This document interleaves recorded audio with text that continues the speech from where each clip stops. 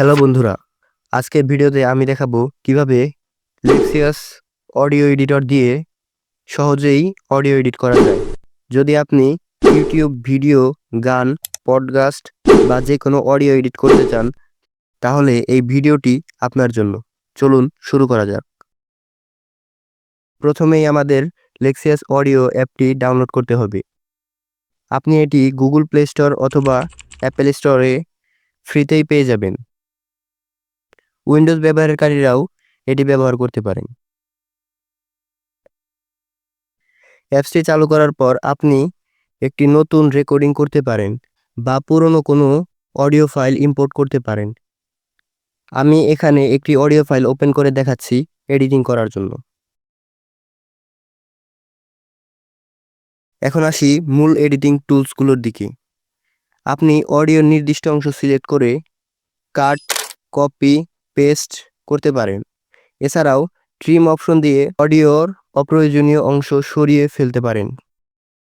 এছাড়া fade in, fade out ব্যবহার করে ধীরে ধীরে অডিওর শব্দ বাড়ানো বা কমানো যায়, যা মিউজিক বা ভয়েস ওভারের জন্য দরকারি।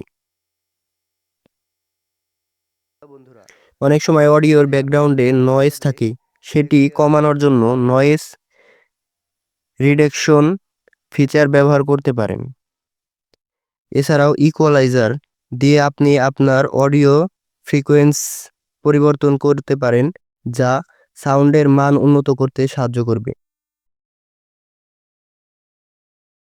আপনি যদি অডিওর গতি বাড়াতে চান বা কমাতে চান, তাহলে টেম্পো স্পিড অপশন ব্যবহার করতে পারেন। সব কাজ শেষ হলে আপনার অডিও এক্সপোর্ট করতে হবে। এখানে আপনি MP3, WAV, M4A সহ বিভিন্ন ফরম্যাটের অডিও সংরক্ষণ করতে পারবেন। আমি এখানে MP3 ফরম্যাট সিলেক্ট করে সেভ করছি। এখন এটি যে কোনো প্ল্যাটফর্মে ব্যবহার করা যাবে।